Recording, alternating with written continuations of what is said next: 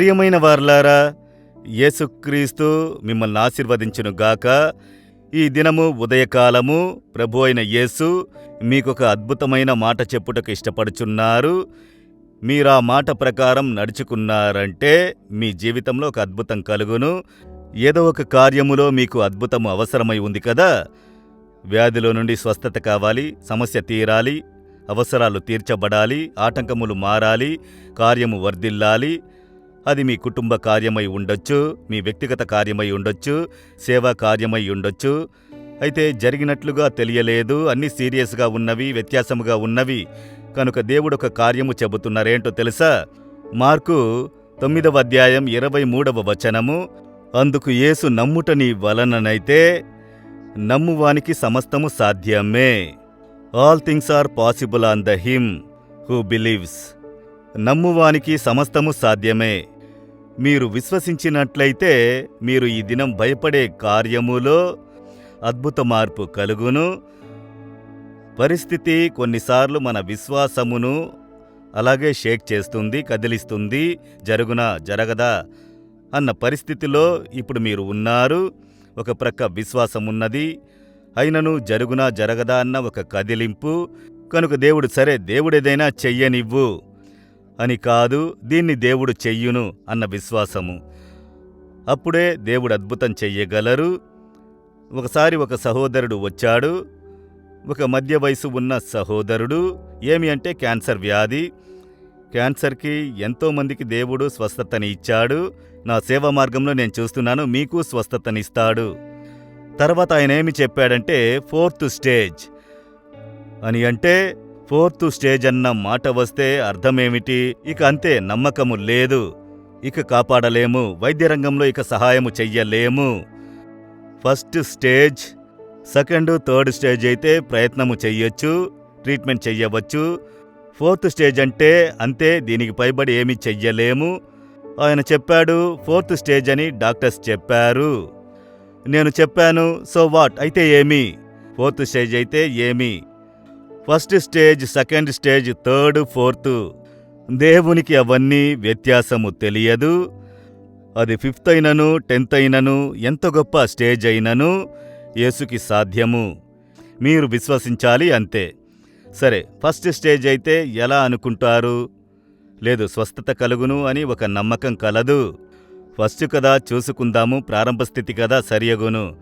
కనుక ఒక ప్రారంభ స్థితిలో వ్యాధిని యేసు స్వస్థపరచగలరు అంటే ముదిరిన పరిస్థితి 4th స్టేజి, అది స్వస్థపరచగలరా, పరచలేరా? యోచించడం ప్రారంభించారు. మీ విశ్వాసమే, మీ విశ్వాసమును బట్టి దేవుడు అద్భుతం చెయ్యగలరు. మీరు యోచించి చూడండి. మీరు 4th స్టేజ్ అని చెబుతున్నారు, అయితే జీవంతో ఉన్నారు.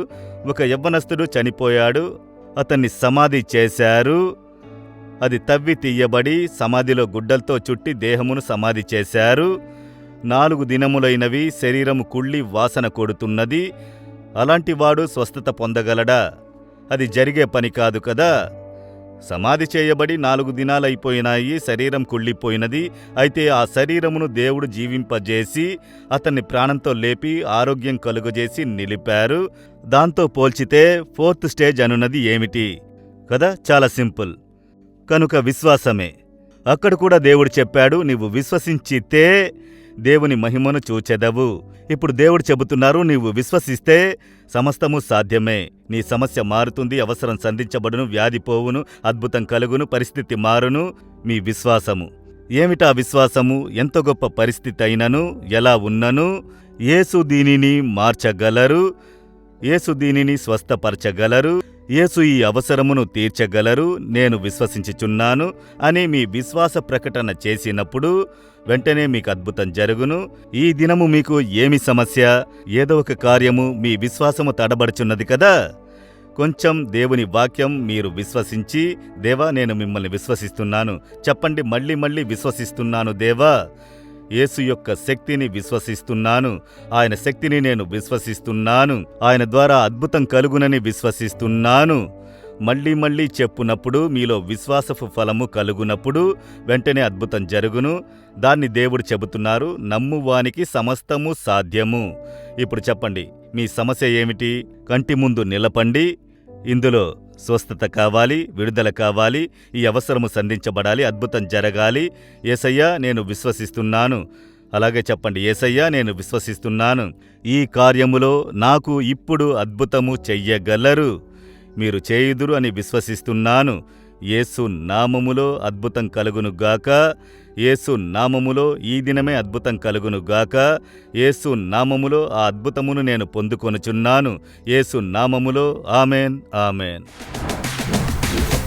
జీసస్ రిడీమ్స్ తెలుగు యూట్యూబ్ ఛానల్ను సబ్స్క్రైబ్ చేయండి. సబ్స్క్రైబ్ బటన్ను క్లిక్ చేయండి మరియు బెల్ బటన్ను నొక్కండి. ప్రతిరోజు కార్యక్రమ సమాచారం పొందండి.